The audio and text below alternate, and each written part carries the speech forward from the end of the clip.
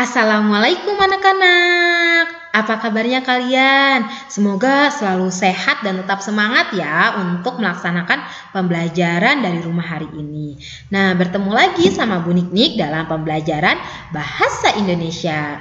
Kita sudah memasuki tema baru loh pada pertemuan hari ini. Kalau kemarin kita belajar tentang tema 7 yaitu cita-citaku, hari ini kita akan belajar tentang tema 8 tentang tempat tinggalku. Nah, pada tema 8 ini kalian akan mempelajari tentang menunjukkan tokoh-tokoh pada cerita rakyat. Yang kedua, menunjukkan tokoh-tokoh pada dongeng, mengidentifikasi tokoh-tokoh pada teks fiksi, menyampaikan hasil identifikasi tokoh pada teks fiksi, dan yang terakhir ada review dan juga ada evaluasi. Oke, sebelumnya kita lanjut dulu ya. Kalian coba simak atau lihat, amatilah gambar berikut ini. Kira-kira menurut kalian mana yang termasuk ke dalam teks fiksi? Betul sekali. Yang ada gambar kupu-kupu dan semut itu termasuk ke dalam teks fiksi, yaitu jatuh ke lumpur isap, karena itu tidak mungkin ya semut bisa berbicara, kupu-kupu bisa berbicara. Nah, kita juga tidak bisa mendengarkan mereka berbicara ya. Nah, itu adalah termasuk teks fiksi. Masih ingat tentang teks fiksi itu apa? Ya, teks fiksi itu adalah teks yang berisi rekaan atau khayalan yang tidak berdasarkan kenyataan. Coba lihat teks yang satunya lagi, interaksi antar makhluk hidup. Itu termasuk teks apa ya? Betul, termasuk ke dalam teks non-fiksi karena isinya berdasarkan dengan data dan fakta yang ada. Oke, kita akan belajar yang pertama tentang menunjukkan tokoh-tokoh pada cerita rakyat. Simak baik-baik ya anak-anak. Oh iya, kalian bisa buka buku paket kalian halaman 112. Dan siapkan juga buku catatan kalian serta pensil dan penghapusnya ya. Oke, kita lanjut ya. Orang-orang atau hewan yang berperan di dalam cerita, khususnya teks non-fiksi, disebut tokoh dalam cerita. Tokoh-tokoh inilah yang nantinya akan membangun jalannya cerita dari awal hingga akhir. Untuk menunjukkan tokoh dalam cerita, kita harus membaca atau mendengarkan cerita tersebut dengan seksama. Kemudian mencatat siapa saja pelaku yang ada di dalam cerita tersebut. Nah, dalam teks non-fiksi biasanya tokoh cerita berwujud manusia, dewa, ataupun hewan. Nah, cerita rakyat memiliki beberapa bentuk. Di antaranya yaitu ada legenda, cerita rakyat pada zaman dahulu yang ada hubungannya dengan peristiwa sejarah. Contohnya legenda Danau Toba, legenda Batu Gantung, dan juga legenda Ular Kepala 7 dan lain sebagainya. Yang kedua ada cerita jenaka, yaitu cerita penghibur yang membangkitkan tawa, jenaka, keriangan, atau sindiran, yang membuat kita sebagai pembaca maupun pendengarnya bisa tertawa sampai terbahak-bahak ataupun tersenyum-senyum karena ceritanya yang sangat lucu. Contohnya ada Si Kabayan, Abu Nawas, dan juga lain sebagainya. Yang ketiga ada saga atau cerita Panji, yaitu cerita rakyat yang bersifat legendaris tentang kepahlawanan atau petualangan yang mengagumkan. Contohnya Ciung Wanara, Si Pitung, Lutung Kasarung, dan lain sebagainya. Nah, ini termasuk ke dalam cerita rakyat ya. Cerita rakyat juga termasuk ke dalam cerita fiksi ya.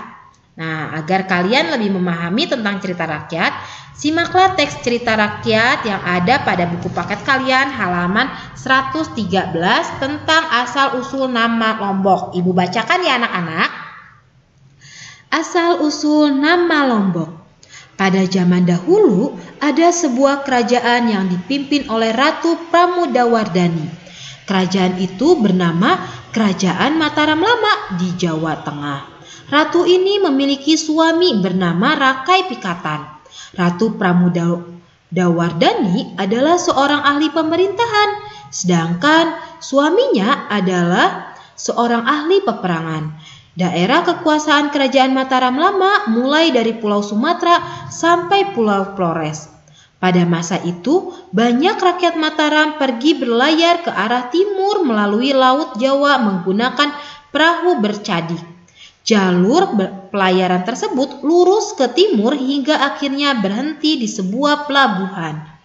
Pelabuhan itu diberi nama Lombok, yang berarti lurus. Untuk mengenang pelayaran panjang menuju ke timur, nama Pelabuhan Lombok akhirnya dikenal menjadi Pulau Lombok. Lombok adalah nama sebuah pulau yang kini menjadi salah satu bagian Provinsi Nusa Tenggara Barat. Nah, itu cerita rakyat. Nah, selanjutnya kita jawab ya pertanyaan yang ada di bawahnya. Yang pertama, siapa sajakah tokoh yang ada pada cerita rakyat tersebut? Ada Ratu Pramudawardhani, ada Rakai Pikatan, dan rakyat Mataram. Yang kedua, apa nama kerajaan yang dipimpin oleh Ratu Pramudawardhani? Betul, yaitu Kerajaan Mataram Lama yang terletak di Jawa Tengah. Yang ketiga, siapakah nama suami Ratu Pramudawardhani? Ya, Rakai Pikatan yang seorang ahli perang. Yang keempat, apa keahlian dari Ratu Pramudawardhani? Beliau ahli atau seorang ahli pemerintahan ya. Yang kelima, siapa yang berlayar ke arah timur menuju ke Lombok? Betul, yaitu rakyat Mataram. Nah, ini adalah termasuk contoh cerita rakyat ya. Kita mencari tokoh-tokoh yang ada pada cerita rakyat. Untuk selanjutnya yang B, kita akan mencari atau menunjukkan tokoh-tokoh pada sebuah dongeng. Dongeng memiliki beberapa bentuk, di antaranya ada fabel dan juga ada mitos. Kita bahas satu-satu dulu ya, yaitu tentang fabel. Fabel adalah cerita yang menggambarkan watak dan budi manusia yang pelakunya diperankan oleh hewan. Nah, sedangkan mitos adalah cerita suatu bangsa tentang dewa dan pahlawan zaman dahulu yang mengandung arti mendalam dan biasanya mengandung cerita gaib. Nah, di dalam dongeng ini juga ada tokoh-tokoh dalam cerita yang terbagi menjadi 3, yaitu ada protagonis, antagonis, dan juga tokoh tambahan. Oke, yang pertama itu ada tokoh protagonis, yaitu tokoh yang biasanya berwatak baik dan positif seperti dermawan, jujur, rendah hati, dan setia kawan. Sedangkan tokoh protagonis adalah tokoh yang biasanya berwatak buruk dan negatif seperti pendendam, pembohong, sombong, iri, suka pamer, dan juga ambisius. Kemudian yang terakhir tokoh tambahan, yaitu adalah tokoh yang membantu agar cerita berjalan lancar. Untuk selanjutnya silakan kalian baca atau simak dongeng berikut dengan seksama ya. Ada pada buku paket halaman 115. Silakan kalian baca dengan baik ya anak-anak.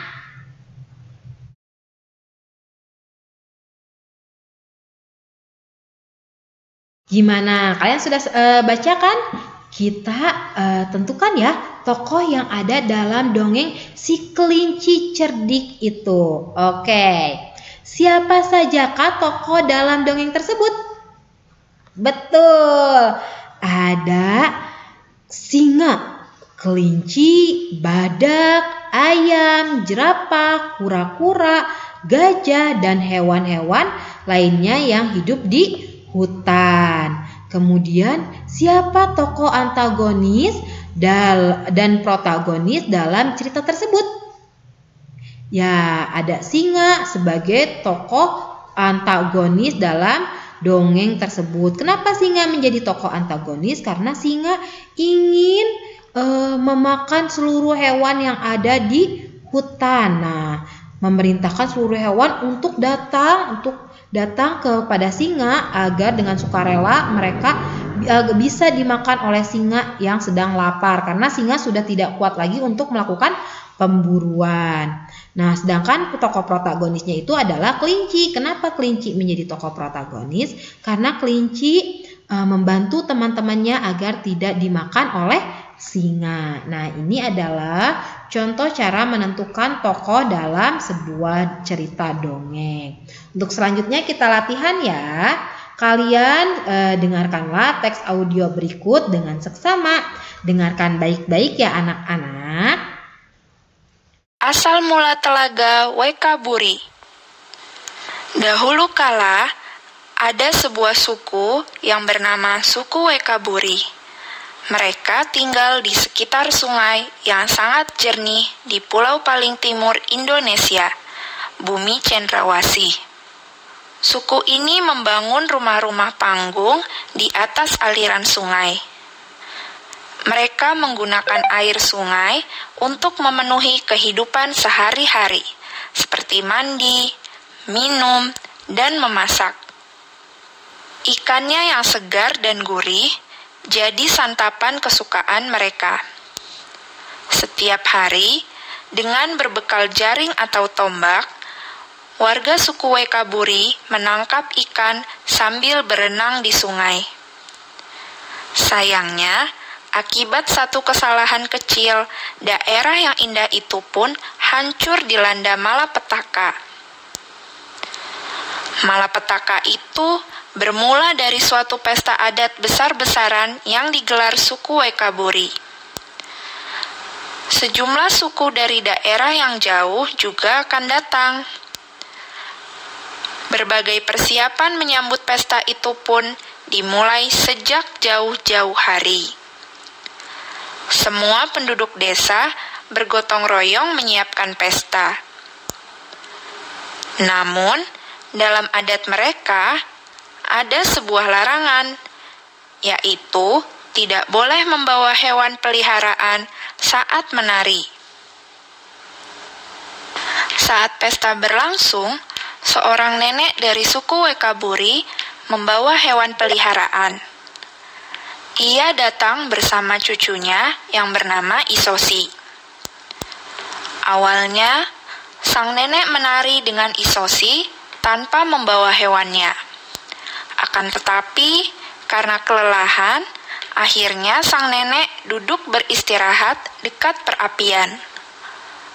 Tiba-tiba, hewan peliharaan sang nenek memekik kesakitan karena ekornya tak sengaja terinjak oleh seorang penari.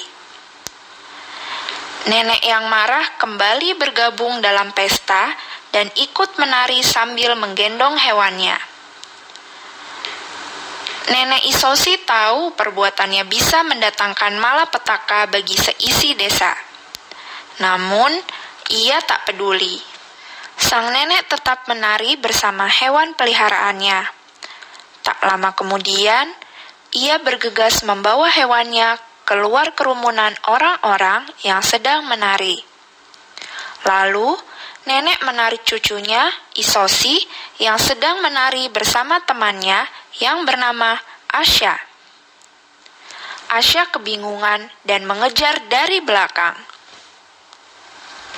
"Kita mau kemana, Nek?" tanya Isosi kebingungan. "Sudah, ikuti nenek saja. Kampung ini akan ditimpa malapetaka," ujar sang nenek dengan suara bergetar. Dari belakang, Asya masih terus memanggil Isosi. Tak tega melihat Asya yang terus mengejar, Isosi pun memohon agar sang nenek membawa serta Asya. "Nek, izinkan aku mengajak Asya," pinta Isosi memelas. "Baiklah, ia boleh ikut," kata sang nenek. Mereka mengikuti sang nenek berlari ke dalam hutan. Malam itu, udara sangat dingin. Mereka kelelahan dan kedinginan. Akan tetapi, mereka terus mengikuti sang nenek yang terus berjalan sambil memeluk hewannya ke arah gunung Ainus Muasa. Tak lama kemudian, turun hujan lebat disertai angin kencang kilat, serta guntur yang terus menyambar. "Nek, kita sebaiknya berlindung," teriak Asya sambil menunjuk ke gua. Nenek Isosi setuju. "Tidurlah, besok kita lihat ke bawah," ucap sang nenek. Keesokan harinya, mereka turun dari gunung untuk melihat keadaan kampung Wekaburi. Tak lama kemudian, ketiganya terkejut melihat pemandangan di hadapan mereka. "Di mana sungainya, Nek?" tanya Isosi terkejut. Ia tak percaya dengan apa yang dilihatnya. Permukiman warga Wekaburi sudah berubah menjadi telaga. Sungai kecilnya pun hilang tak tersisa. Hanya ada puing-puing rumah yang terdampar di pinggiran telaga. Tak ada satu orang pun warga desa yang selamat. Melihat desanya habis tenggelam, sang nenek merasa amat menyesal. "Maafkan aku," ujar sang nenek sambil menunduk dan menangis di pinggiran telaga. Setelah peristiwa itu, sang nenek, Isosi, dan Asya memutuskan untuk membangun rumah di dekat telaga. Nah, gimana? Kalian sudah menyimak kan? Sudah mendengarkan teks audio yang Ibu berikan barusan. Nah, untuk selanjutnya silakan kalian mengerjakan latihan soal yang ada pada Google Form yang setelah Ibu dan Bapak guru siapkan ya. Kalau sudah selesai, berarti pembelajaran bahasa Indonesia kalian sudah selesai sampai di situ. Nah, pertanyaan yang ada pada link Google Form itu sesuai dengan teks audio yang kalian dengarkan barusan. Alhamdulillah, pembelajaran hari ini sudah selesai semua ya anak-anak. Terima kasih anak-anak sudah menyimak pembelajaran hari ini dengan baik. Ingat ya, kerjakan soal latihannya yang ada pada link Google Form. Terima kasih. Wassalamualaikum warahmatullahi wabarakatuh. Dadah anak-anak. Selamat mengerjakan.